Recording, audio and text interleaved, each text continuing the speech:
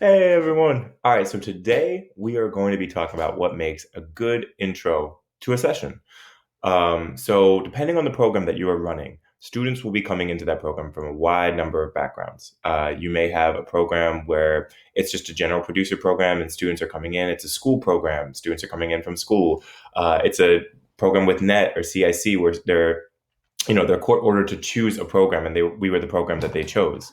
So regardless of what you're doing, students are coming in with a variety of interest level, desire to be there, and yeah, and I mean like buy-in. So sometimes you're gonna have students who are like, I want to be a producer out the rip, and they're ready to go, and you don't even gotta do anything, right? Then you're gonna have other students who are like, I don't really care. I don't know if music is for me. I don't know if I care about that. But whatever the case, also students are used to a lot of programs kind of trying to preach at them, and be very like super rigid, and it's very easy for students to kind of write those off, right, and to kind of rebel against that and to be like this isn't for me, right. So one of the very big things that we don't that is important for a Beyond the Bar session is to create a nice safe space where students don't feel any type of pressure. um, it's really important. When we started teaching music in jail, right?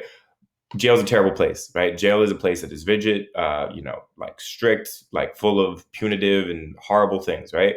What we want to do in jail is to make a space that wasn't that with music, right? We wanted to make sure that when students came into that space, that they were coming into a musical space where they felt safe and that we were going to be supporting them. So how do we do that? There's some main points that we want to be hitting on. And some of those main points are we want to be making sure that students know that we are here for their goals, that we don't have a set curriculum that we're going to be pushing saying you need to be this level of a producer. We want them to know that we're going to be working to find out what their musical goals are, and we're working to basically create a curriculum around that. Let them know that we have no other ulterior motive other than to help them become great songwriters according to their interest, right? A lot of music programs, they might be classical based, they might be rock based, they might be whatever. Let them know that we are literally trying to make the songs that they want to make, and that anything we teach them is to help them on their journey for it to be to achieve their musical goals. So really hitting those points, letting them know that, like I said, we're not looking to preach at them or anything like that. Really try to be a little bit. I don't want to say like hands off, but like make sure that there's like an environment that does not feel pressure or stress. Really kind of also advocate that like trying things out is great, right? We want students to, hey, maybe you haven't done this before. We'd love you to try it out. We really love you to, really try to be engaged with what we're about to do. One of the things, but also do it in a way that isn't like, you need to do this, right? We will never, ever come off as like super strict or stern or anything like that. Because at the end of the day, like, maybe a student does something that one day, they're gone the next. They're not coming back next week. You know what I mean? We want them to feel like we care about them, that we're not going to be one of their stressors, but that we're there to support them according to what they want. Um, so that's really important for us to be driving home. Also, really come in with a lot of positive energy. I know we're exhausted. I know all these sessions are at the end of the day. But when you come in with a lot of positive energy, which if you're a teacher with Beyond the Bars that's watching this, you do. Just so you know, behind your back, you do that already. But always making sure to keep that in mind. Like when you're saying these intros, right? We got to come in excited, right? If we don't come in excited, and it's like, all right, guys, you're gonna make beats or whatever, then cool. The student's like, all right, whatever. And then, maybe they'll make a beat or whatever. But like that, if that energy isn't there to help make that space feel safe, then that student might not come back next week, right? Like it might be a fine session, but that they won't have left feeling like that's a place they want to come back to. So make sure to come in with that positive energy, which once again, as Beyond the Bars teachers, you already do. But always making sure that you come in with that positive energy, that you stress that we're just there to help them achieve their musical goals, whatever they are, to let them know that this is like, to think of this as like an intro experience. If it's a program like NET or CIC, where students might only be there a few weeks, let them know it's like, if you like this, we can help support you as producers. Really making sure to hit those points of like, hey, we can help get you gear over time. If you keep coming to the program and you like it, we can get you a MIDI keyboard. That's something that we can offer as students come more and more times, right? Let them know it's like, hey, if you're an MC, we want to help you out with that. Let them know that the people in the Beyond the Bars are professional audio engineers who work throughout the city, right? Let them know that like we have resources and we want to support them if music is the thing that they want to do.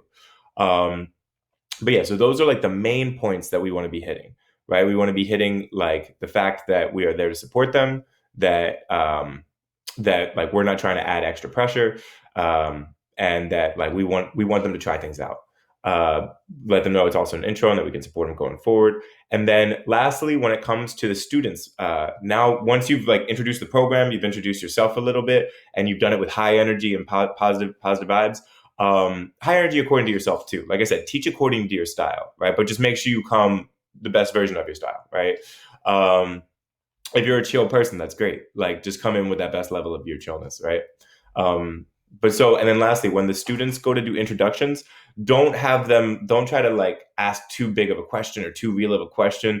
The students, if they're just meeting you, there's going to be a bunch of walls up, right? And you're in a large group. People ain't trying to talk to each other like that just yet, right? We want to build that community, that space, and that community, but we have to build it. We have to do the work to do it, right? We don't just have it. Students don't just come in and that space is there. We gotta build it through building those relationships, through building that trust, right? Understanding that our students probably won't trust us right away, but that we just like we're going to work to earn that trust and to work to earn that respect.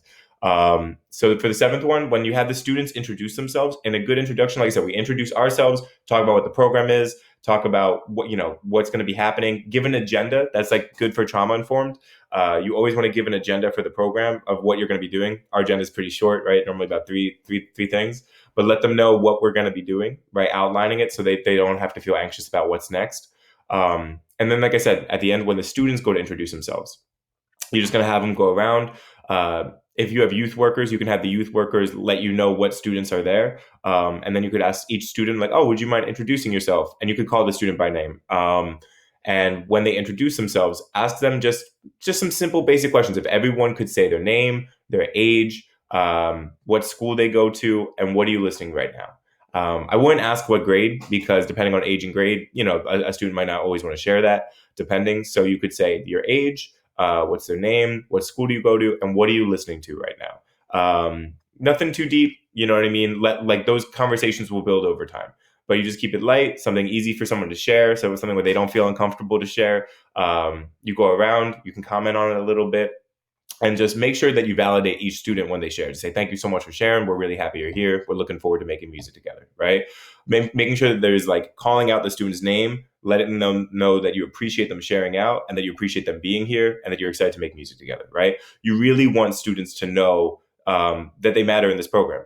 A lot of programs throughout the city, they churn students in and out. There's like 30 students in, 30 students out, right? And no one even knows their name, and they see it as just like a stopgap or whatever, right? I'm here for a second, then I'm out. It's just something I have to do.